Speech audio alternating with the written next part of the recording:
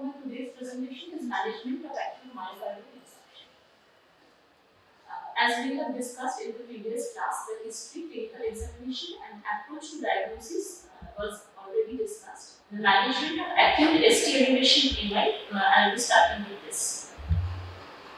Firstly, oxygen.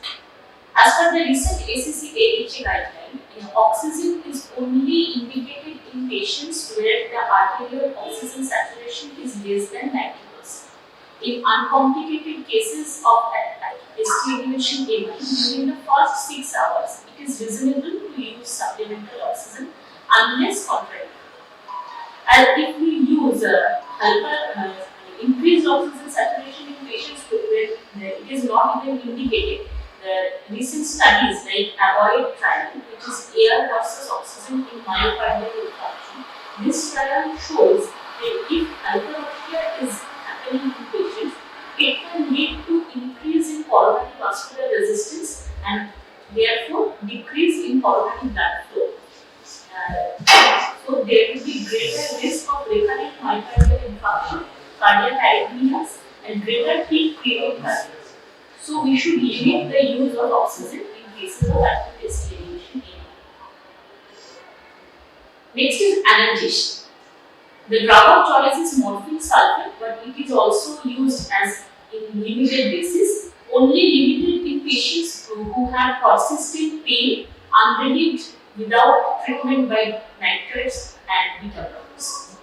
The CRUSADE registry data, which shows if we use morphine sulfate in all patients, it will further delay and attenuate the onset of platelet inhibition if we use it along with the ticagrelor or prasugrel therapy.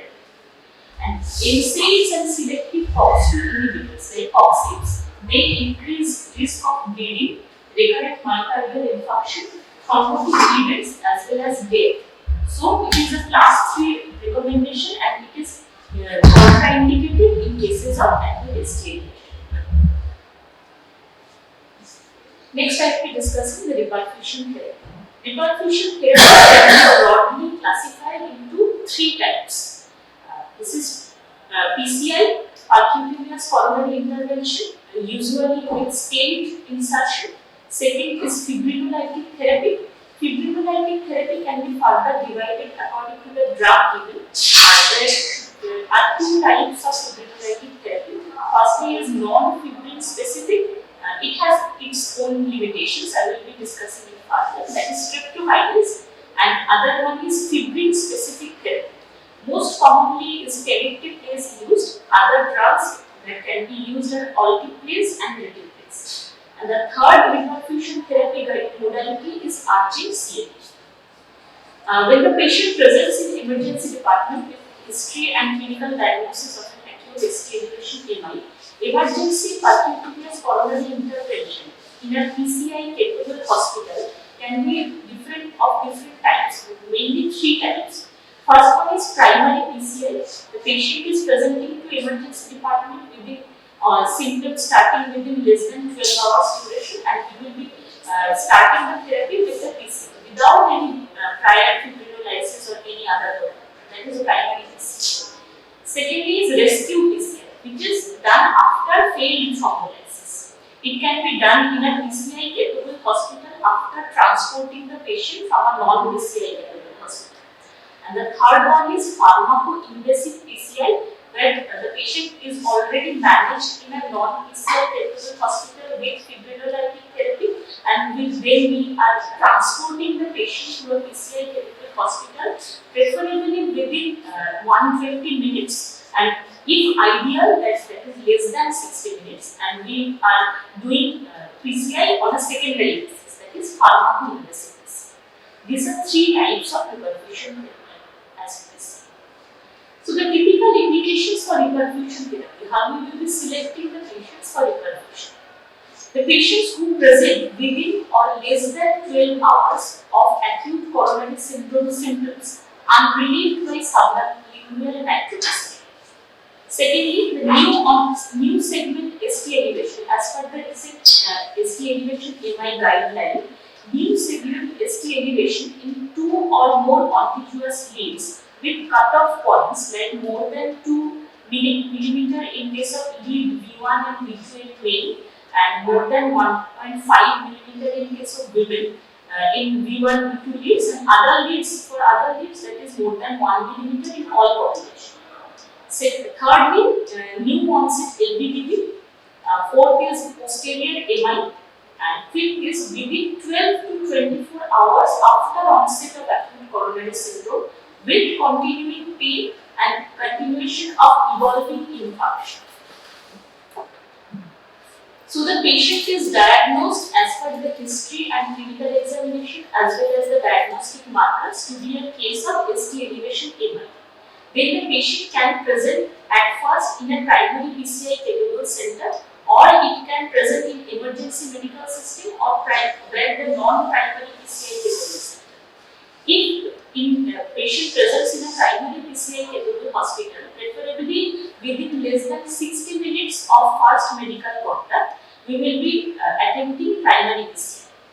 If the patient presents in a non-primary PCI capable hospital and the first emergency contact is without the availability of a PCI in that status, we will be assessing if the patient can be transported to a PCI capable hospital within 2 hours or not.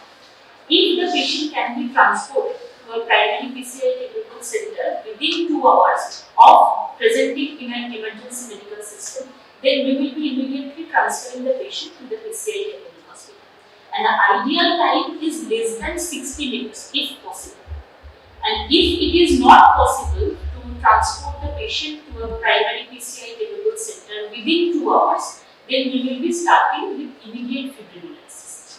Immediate fibrinolysis is done preferably within less than 30 minutes of first medical contact in a non-PCI capable hospital.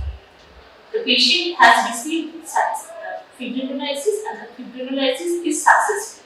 Then we will be shifting the patient to a primary PCI capable hospital as early as possible. Another scenario, patient has received fibrinolytic therapy, but that fibrinolytic therapy has failed. So we will be doing rescue PCI to a PCI capable hospital as early as possible, preferably within less than 120 minutes. And the ideal scenario is here less than 60 minutes. The last resource is coronary angiography with urgent CABG. If the patients are refractory to non-surgical therapy and the patient presents within 3 to 24 hours in a PCI capable hospital, but the PCI as well as the fibrinolysis therapy both has failed or the refractory to the hemodynamic scenario of the patient, then we will be shifting to surgical therapy, that is urgency. So this chart shows the pre-hospital and in-hospital management and reperfusion therapy within the first 24 hours of first medical contact in an emergency medical system.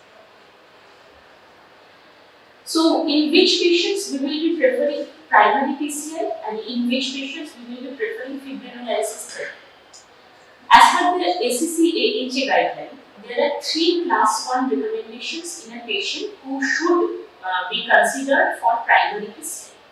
First one is if the patient presents within less than 12 hours of symptom onset. Second one is the patient has absolute or relative contraindication to fibrinolytic therapy and the patient is presenting to a primary PCI capable center, so we will be starting with primary PCI. And third one is the patient has already received fibrinolytic therapy but the patient has not responded adequately and the fibrinolysis has failed. So we will be going for rescue PCI, that is also a class 1 recommendation for primary PCI.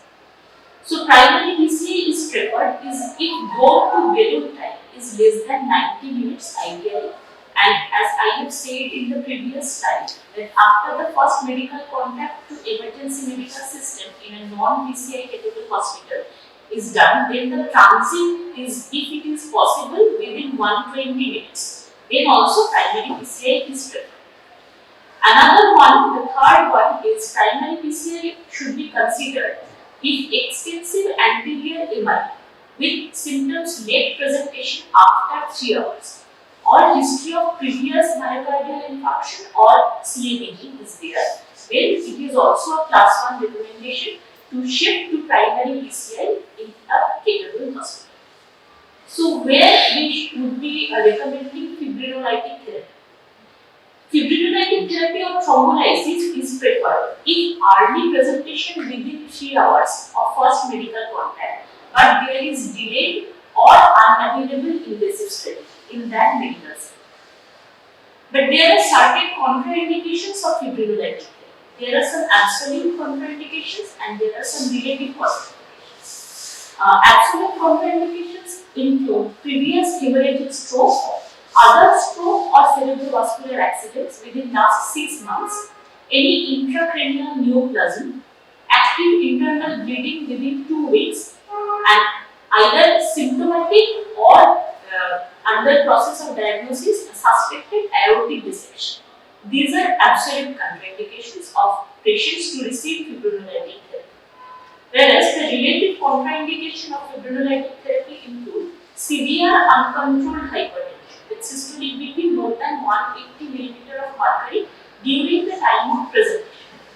Secondly, recent major trauma or surgery within last 4 weeks is also a relative contraindication. The diagnosis is uncertain, then we shouldn't go for fibrinolytic therapy. If there is active peptic ulcer disease or any other risk of internal bleeding, then we should be avoiding fibrinolytic therapy. What drugs we should use in case of fibrinolytic therapy? As I have previously discussed, there are 2 types of fibrinolytic therapy. First one is non-fibrin specific and another one is fibrin specific. Non-fibrin specific is the 2 types of drug, that is streptokinase, and another one is fibrin specific, tenecteplase, alteplase and reteplase.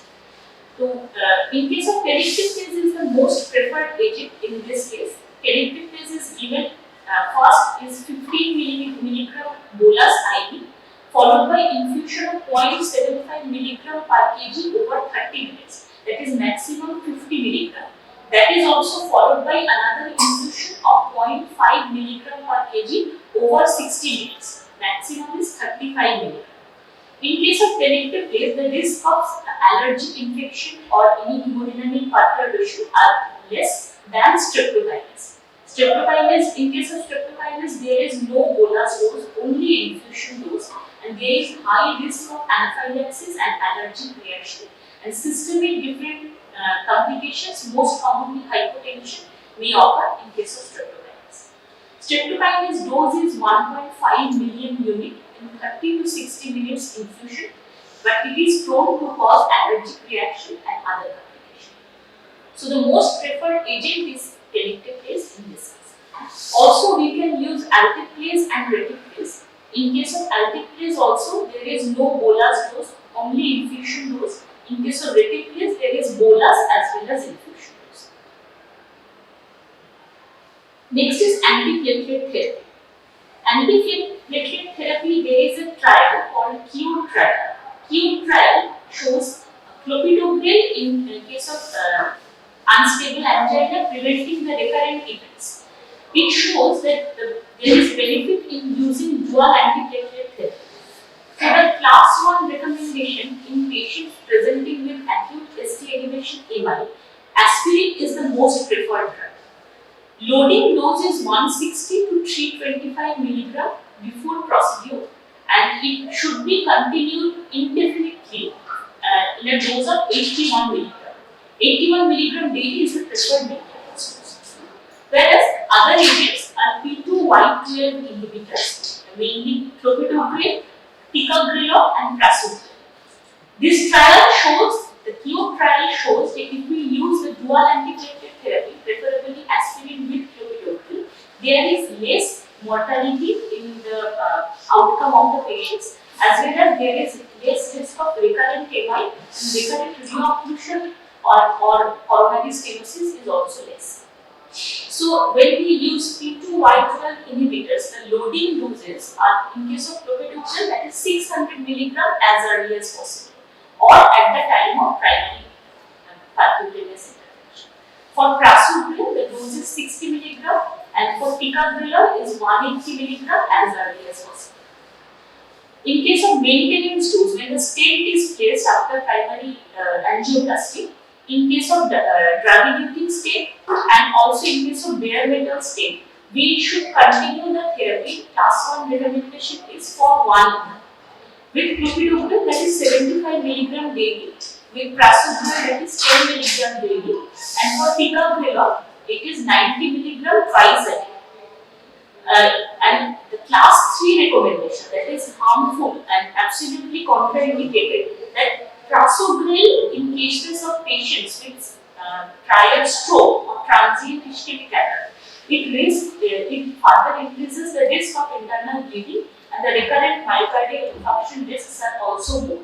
So, if the patient has already received primary PCI and there is history of prior stroke or TIA, we should not use prasugrel as a maintenance dose.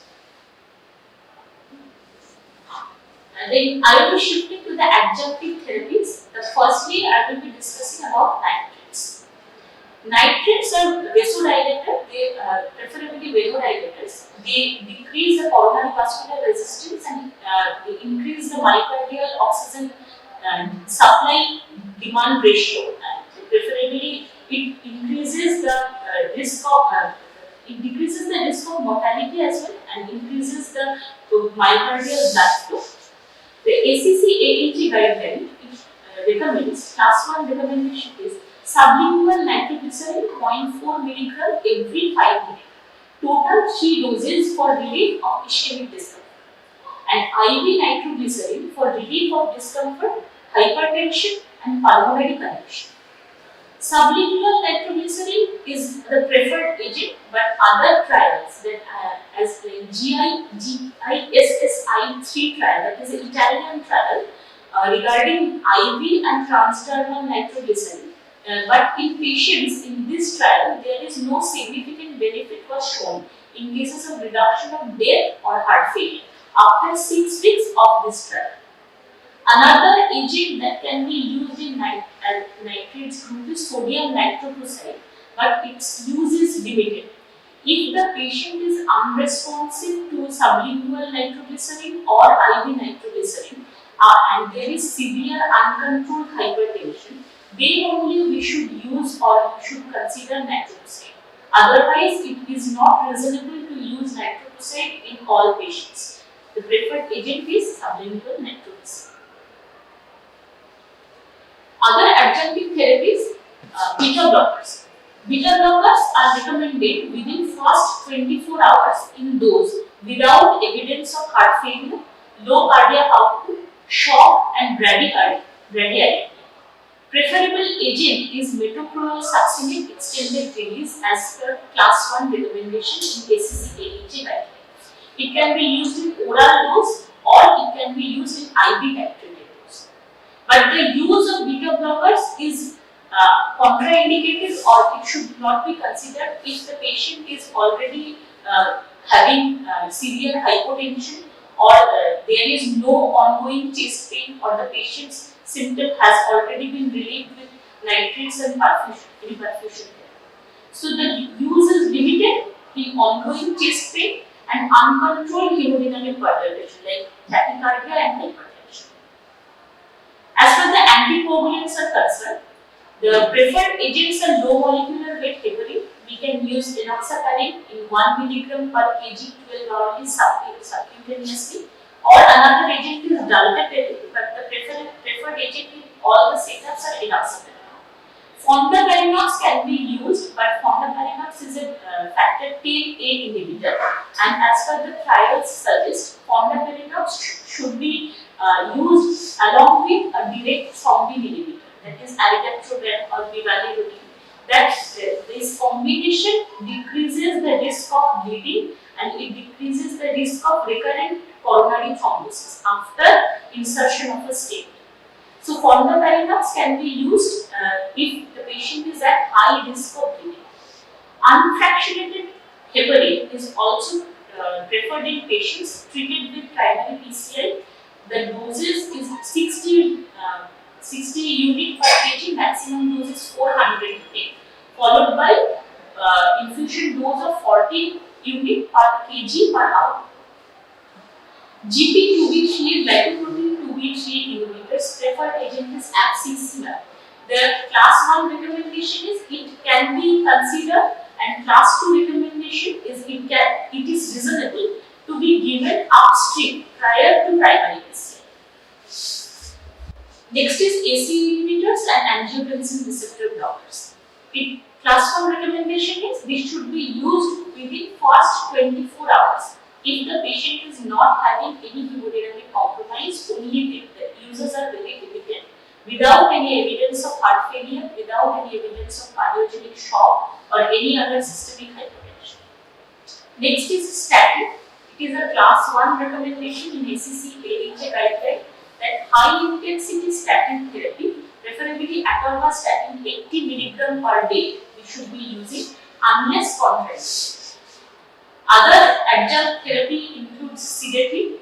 Laxatives should be used in cases of patients during the procedure of PCI as well as during discharge. Post-hospitalization can also include laxative, as the constipation in itself can cause systemic manifestations and it can also further deteriorate the patient's condition. If the patient is also known hyperglycemic or known diabetic, glycemic control is also required, and routine medications also should be continued during or after discharge of the patient. Next is management of complications. There are different complications we can find in case of patients presenting with acute ST elevation MI. Most commonly is different ventricular fibrillations, arrhythmic complications are there, and mechanical complications are there. Arrhythmic complications, ventricular fibrillation is the most common thing. If the patient is suspected to have ventricular fibrillation, prompt defibrillation and appropriate pharmacotherapy should be instituted as early as possible. And also we should be guiding the patients. Electrolyte imbalance should be also corrected. Serum potassium and serum magnesium corrections should be done accordingly. Magnesium level should be kept more than 2 milliequivalent per liter, as well as the potassium level should be kept more than 4 milliequivalent per liter in these patients. Other mechanical complications in these patients we can find is cardiogenic shock, acute left ventricular failure, congestive cardiac failure, RV infarction, and ventricular capillary or septal muscle rupture. Another is pericarditis and pericardial tamponade is also there as per the acute complications. Risk assessment. When the patient is planned for discharge or the patient is being followed up in the due course, non-invasive testing is a class 1 recommendation before discharge in patients who did not undergo angiography or if the patient is not in high risk group. And we should be opting for invasive testing like angiography if the patient is in high risk group before discharge. Post-hospitalization plan of care. It is a newly added in this 2014 ACC/AHA recommendation. Post-hospitalization plan of care includes evidence-based decision making and clinical decision pathways in the post-hospitalization plan. Includes proper patient and patient party counseling regarding the complications, regarding the early symptoms, as well as the non-pharmacological measures. Like we will be counseling the patients to stop smoking or to stop any other risk factors that can further potentiate the fatal outcomes in after discharge. Next, I am discussing the recommendations for non-ST. First slide, is the risk assessment. So, which group of patients is this? So, this is divided in two parts. If the patient is not belonging to high risk group and the patient has not already received coronary angiography. But like if we go by the previous thing, almost everybody would have had angiography, isn't it? They've had an infarct. Yes. We have discussed STEMI. Yes. So not high risk group but not. And so J patient who are already PCI capable hospital, they have not attended the first medical contact was not at PCI capable hospital. The patients who have received fibrinolytic therapy, these patients should be undergoing non-invasive testing before discharge. Serial ECGs and cardiac biomarkers are. See the like large-scale scale, it's like point.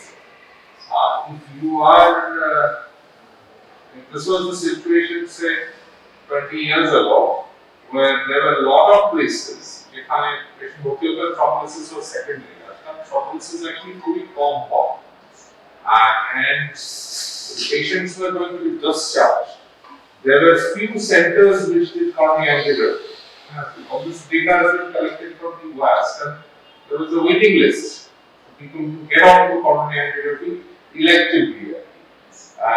So, ওদের তো তোমাকে বাড়িতে কতটা rest করবে, কতটা activity করবে, এসব নিয়ে অ্যাডভাইস করতে হবে।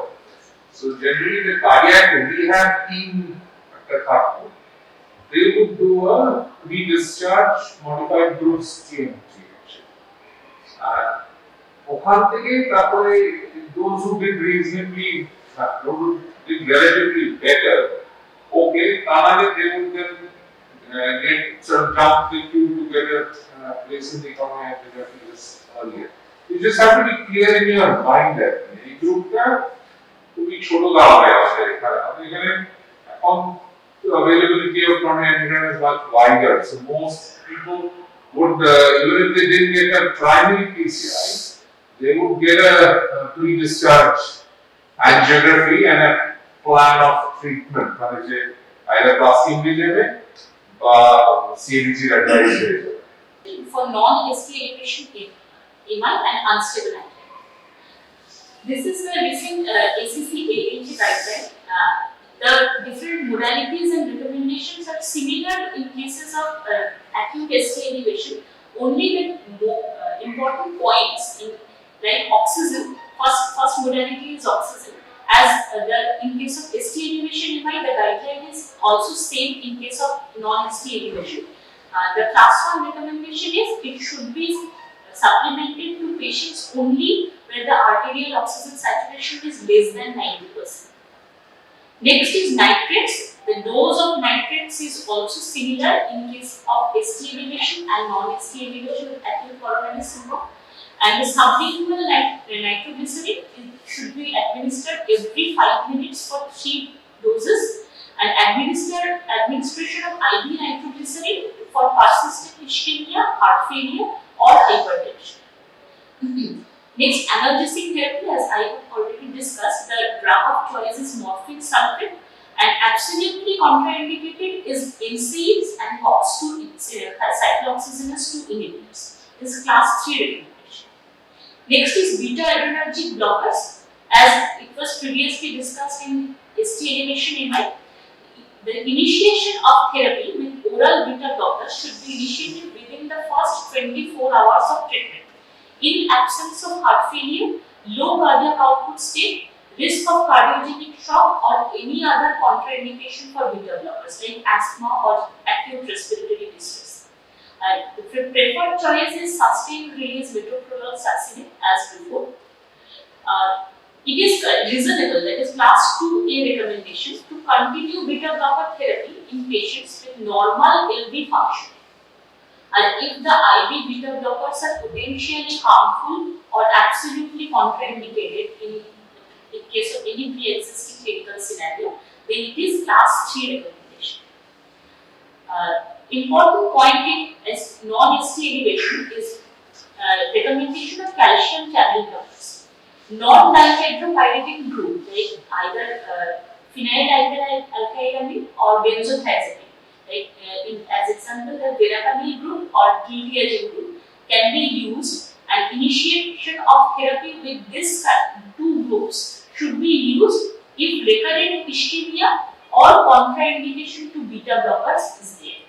But also there should be absence of any left ventricular dysfunction, low cardiac output state, cardiogenic shock, like the contraindications in case of beta blockers also there. in case of calcium channel blockers is also. Calcium channel blockers, a class 1 recommendation, are for ischemic symptoms when beta blockers are not successful, or if they are causing any unacceptable side effects, then we can use calcium channel blockers. An immediate release nifedipine, that is dihydropyridine group, this is contraindicated if beta blocker therapy is not adequately supporting or if it is contraindicated also. That is class 3 recommendation. So if we have to use any calcium channel blocker, we will be preferring the non-dihydropyridine group only. Next is high intensity statin therapy, as it is unless contraindicated, as it is already being given in case of acute chest elevation cases. It is also used in this case also. So, continuing from the previous class, as we have discussed the chest pain and acute myocardial infarction. So, the take-home messages are: firstly, chest pain means pain more than pain in the chest. We should not be avoiding any possible clinical cause or any other non-cardiac causes also. Next, high sensitivity troponin are preferred. That is, HS cardiac troponins are most preferred cardiac. We should seek early care for acute symptoms, and we should share the decision making, and the clinical decision pathways we should be followed for individualized, and we should be following standard protocols. Testing not routinely needed in low risk patients. As I have discussed in the previous class, the different modalities and different recommendations of clinical testing and diagnosis. We should not wait for the testing also, we should be approaching the patient depending on history and clinical examination as well. Next, the clinical decision pathways are also important in this case for risk stratification and further assessment. Women are most likely presenting with accompanying symptoms. The patients most likely to benefit from further testing, we should be identifying the patient as early as possible. Non-cardiac causes and atypical causes should be also included in the clinical decision pathways, and structured risk assessment and post-hospitalization care to be used. Good.